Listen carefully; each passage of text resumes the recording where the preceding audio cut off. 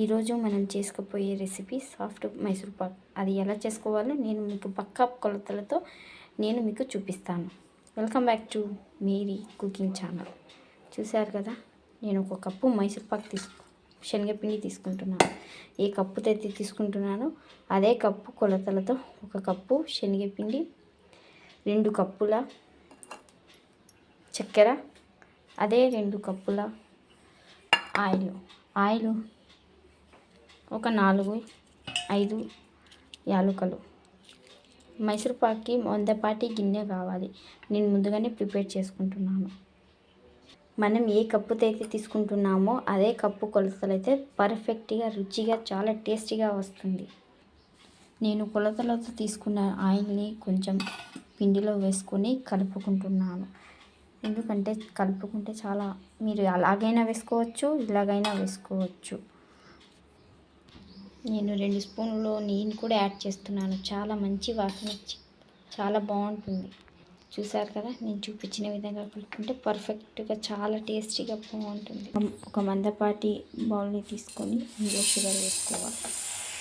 కొద్దిగా water add చేసుకోవాలి. మనం పాకం రావాలి కదా, అందుకు హై ఫ్లేమ్లో పెట్టుకోండి. చక్కెర మొత్తం కరగాలి కదా, అందుకు ఇలా కలుపుతూనే, చక్కెర మొత్తం కరిగేంత వరకు కలుపుతూనే ఉండాలి. ఒక గిన్నెలో నూనెని వేడి చేసుకుందాం. మనం ఈ నూనె వేడిగా ఉంటేనే మైసూర్ పాక్ అనేది చాలా బాగా వస్తుంది. నేను యాలకుల పొడిని కూడా యాడ్ చేస్తున్నాను. మంచి కమ్మటి వాసన వస్తుంది. చూసారు కదా చక్కెర ఎలా కాలిపోతుందో. నూనె చాలా వేడిగానే ఉండాలి, కాంచుతూనే ఉండాలి నూనె. మీరు ఏ గిన్నెలో సర్వ్ చేసుకుంటారో అందులో కొంచెం ఆయిల్ అయినా నెయ్యి అయినా అప్లై చేసుకొని పెట్టుకోండి. చాలా బాగుంటుంది. చక్కెర పాకం అనేది తీగ పాకం, మనకు తీగ పాకం జిగురు వచ్చేంత వరకు చేసుకోవాలి, కలుపుతూనే ఉండాలి. చూసారు కదండి, ఇలా తీగ పాకం ఇలా 2 వేళ్ళ మధ్యలో పెట్టుకుంటే ఇలా తీగ పాకం ఇలా వస్తే పర్ఫెక్ట్గా కుక్ అవుతుంది. ఇప్పుడు మనం ఉండలు లేకుండా కలుపుకున్న పిండిని ఇందులో వేసేసుకుందాం. చూసారు కదా, ఇలా కలుపుతూనే ఉండాలి. గిన్నెకి వంటకుండా ఇలా కలుపుతూనే ఉండాలి. మనం కాంచిన నూనెని ఇలా పోసుకుంటూ కలుపుతూనే ఉండాలి.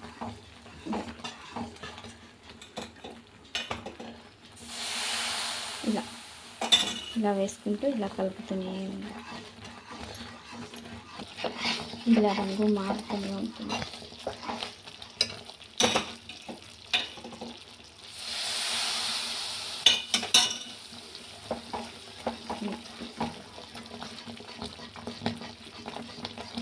చూసారు కదా, ఇలా కలుపుతుంటే ప్యాన్ కనుక్కుంటే ఇలా చేసుకుంటే నూనె పైకి తేలేంత వరకు కలుపుతూనే ఉంటే ఇలా సర్వింగ్ బౌల్లో ముందుగా నూనె అప్లై చేసుకున్న బౌల్కి మనం వేసుకుంటే ఇలా చల్లారిన 2 గంటల సేపు పక్కన పెట్టుకోవాలి. చల్లారిన తర్వాత మనం పీసెస్గా కట్ చేసుకుంటే చాలా బాగుంటుంది.